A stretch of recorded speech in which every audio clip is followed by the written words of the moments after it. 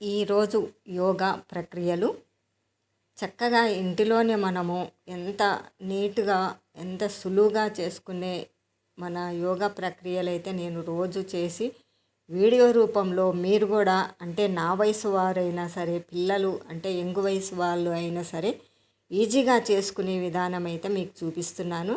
ఎందుకంటే యోగా నేర్చుకోవడము ఒక సాధనము అయితే అది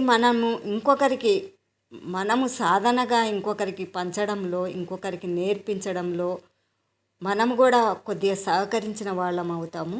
అలాగే మనము ఒక్కరమే కరెక్ట్గా ఉండి మన ఆరోగ్యమే బాగా ఉండాలి అనే నియమం పెట్టుకోకుండా ఇంకొకరికి సహాయం చేసినట్టుగా ఇంకొక నలుగురికి సహాయం చేసినట్టుగా వాళ్ళ పరంగా వాళ్ళు చేస్తున్నారని ఇంకొకరు చేయడం వల్ల మన శరీరం అనేది ప్రతి ఒక్కరు అనేది వాళ్ళ ఆరోగ్య శరీర ఫిట్నెస్ కోసము నేను యోగాలు అయితే చూపిస్తున్నాను. యోగా నేర్చుకోవడంలో కొన్ని పద్ధతులు నేర్చుకున్నానండి. కానీ నా శరీరాన్ని నేను ఎలా మలుచుకోవాలి, ఎలా నా శరీరాన్ని ఎక్కడ స్ట్రక్ కాకుండా ఎక్కడ మూలపడకుండా నా బోన్స్ అనే పద్ధతిగా ఇంకా నాకు తోచిన విధంగా నేను యోగాలు అయితే చేస్తున్నాను. నేను స్వయంగా నేర్చుకొని చేసినవి కూడా చాలా ఉన్నాయండి. అవి కూడా మీకు పెడుతూనే ఉంటాను. మన శరీరం మన ఇష్టం అండి. మన అవయవాలు కదులుతూ ఉన్నాయంటే మన మాట విన్నట్టే.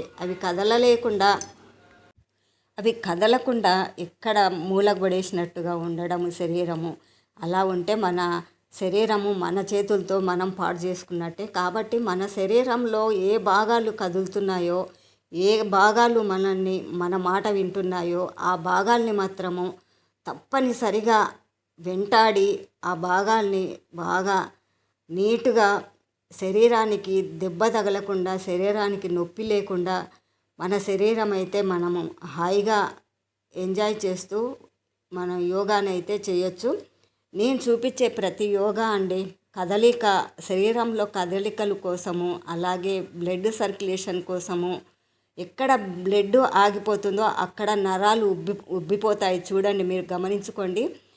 తొడలపైన కానీ చేతులపైన కానీ నరాలు కొద్దిగా ఉబ్బాయి అనుకోండి, ఆ ఉబ్బినదే రక్తము స్ట్రక్ అయినట్టు అనమాట. ఆ రక్తం స్ట్రక్ అయినప్పుడు నరాలు ఎక్కడ మన శరీరంలో పనిచేస్తాయండి. అలాగని మనము కాస్తంత ఇబ్బంది ఉన్నప్పుడే జాగ్రత్త పడి మేలుకొని ఇలాంటి యోగాలన్నీ చేస్తూ ఉంటే, ఇలాంటి ప్రక్రియలన్నీ చేస్తూ ఉంటే మన ఆరోగ్యము ఎంత మటుకు ఇంకొకరికి ఆధారపడకుండా, ఇంకొకరి చేతుల్లో మనము పని చేయించుకోకుండా మన ఆరోగ్యం మన చేతుల్లో ఉంటుంది. ప్రతి ఒక్కరికి నేను చెప్పేది ఇదేనండి.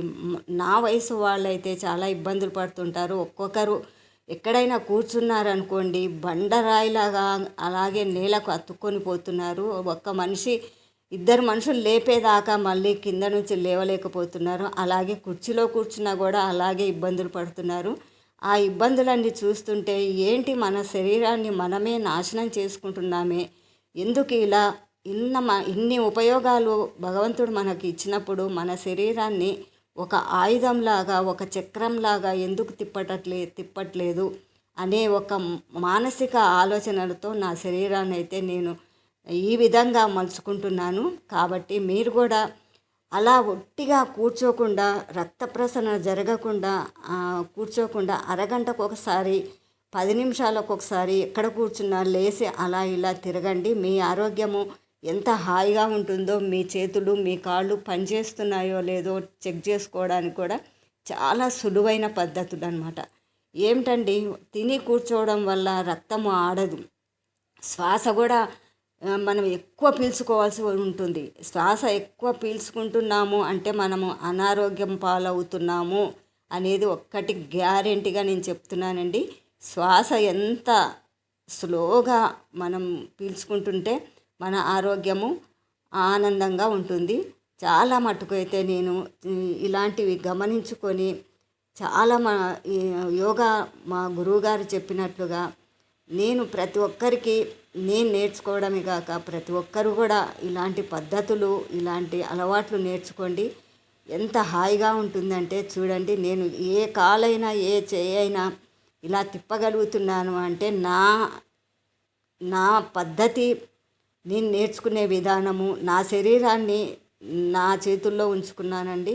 ఏ ప్రక్రియ అయినా ఏ జాయింట్ అయినా కూడా నేను కదపగలే శక్తి నాకు ఆ భగవంతుడు ఇచ్చాడు. ఎందుకంటే భగవంతుడు ఇచ్చాడని ఎందుకు చెప్తున్నానంటే, భగవంతుడు యోగా రూపంలో మనకు ప్రాణదాతగా మనకు ప్రసాదించాడు. అదేనండి ముఖ్యమైన నా నా నాకు ఇష్టమైన పద్ధతి.